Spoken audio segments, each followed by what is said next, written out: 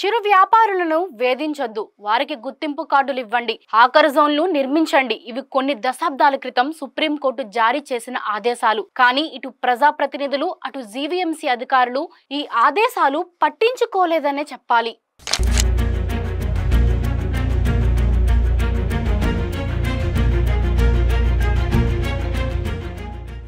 విశాఖ నగరంలో కొద్ది రోజులుగా ఆపరేషన్ లంగ్స్ పేరిట బడ్డీలు తొలగించడం తెలిసిందే. ఈ నేపథ్యంలో జీవీఎంసీ చేపట్టిన సర్వేలో 18,041 మంది చిరు వర్తకులు ఫుట్పాత్లు, రోడ్లపై వ్యాపారం చేస్తున్నట్లు తేలింది. వీరిలో గుర్తింపు కార్డులు పొందిన వారు 6,755 మంది మాత్రమే ఉన్నారు. కొత్తగా ఏర్పాటయ్యే వెండింగ్ జోన్లలో గుర్తింపు లేని వ్యాపారులకు కూడా జీవీఎంసీ అవకాశం కల్పిస్తోంది.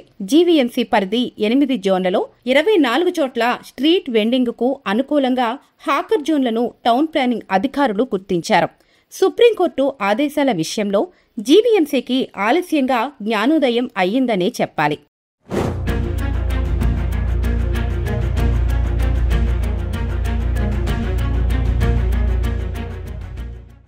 జోన్ 3 పరిధిలో గతంలో సీతమ్మధార రైతు బజార్ పక్కన హాకర్ జోన్ కట్టిన అధికారులు తరువాత ఎందుకనో లైట్ తీసుకున్నారనే చెప్పాలి. చిరు వ్యాపారుల ఉపాధి, వ్యాపార అభివృద్ధి దిశగా యూసీడీ విభాగం చర్యలు చేపట్టింది. ఇందులో భాగంగా జోనల్ కమిషనర్లు స్ట్రీట్ వెండింగ్ కమిటీ సభ్యులతో సమావేశాలు నిర్వహించారు. టౌన్ ప్లానింగ్ విభాగం గుర్తించిన ప్రాంతాలతో ప్రతిపాదనలను ప్రభుత్వానికి పంపించారు. కొందరు దళారులు రోడ్లు ఆక్రమించి దుకాణాలు, తోపుడు బండ్లు ఏర్పాటు చేసి అద్దెకి ఇచ్చి సొమ్ము చేసుకుంటున్నారు. సర్వే తరువాత అధికారుల చర్యలతో ఇక నుంచి వీరికి చెక్ పడుతుందనే చెప్పాలి.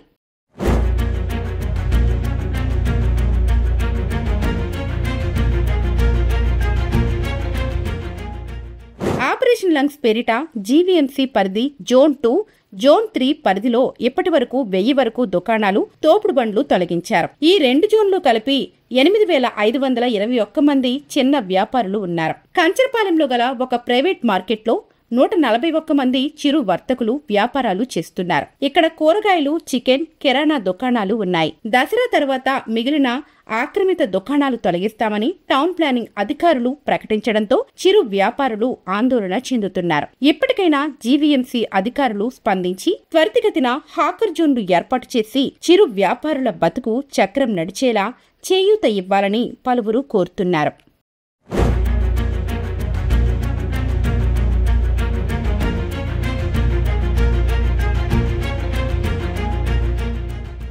నా పేరు సోరడు నూకరత్నం అండి. కంచరపాలెం మార్కెట్లో అయితేనేమో ఆ రోడ్డు మీద వ్యాపారస్తులు జీవీఎంసీ వాళ్ళు చాలా గత వారం రోజుల నుంచి కూడా ఇది జరుగుతూ ఉంది. మరి ఎలాగంటే రోజంతా అమ్ముకుంటే వాళ్ళకి ఒక 400-300 జీవనోపాధి కలుగుతుందండి. అది కూడా లేకుండా చాలా దారుణం అంటే దారుణంగా మరి వాళ్ళు పట్టుకొని ఏవో చిన్న చిన్న తరపాలు అవి అంటే కన్వీనియంట్ గా ఏవి కట్టుకోరు. ఎప్పుడు కూడా వాళ్ళ సోమతికి ఏవో ఒక 2 గంపలు 3 గంపలు ఒక ఫ్రూట్స్ తెచ్చుకొని అమ్ముకొని ఆ డబ్బులతో అలాగే వాళ్ళు జీవనోపాధి చేసుకుంటున్నారు. మరి అలాంటి వాళ్ళని చాలా నిర్దారుణంగా తీసివేస్తున్నారు. మరి వాళ్ళకి ఏవైనా జీవనోపాధి కల్పించాలని మరి ఆ రోడ్డు మీద ఉన్న వాళ్ళందరూ కూడా చాలా వేదన చెందుతున్నారండి.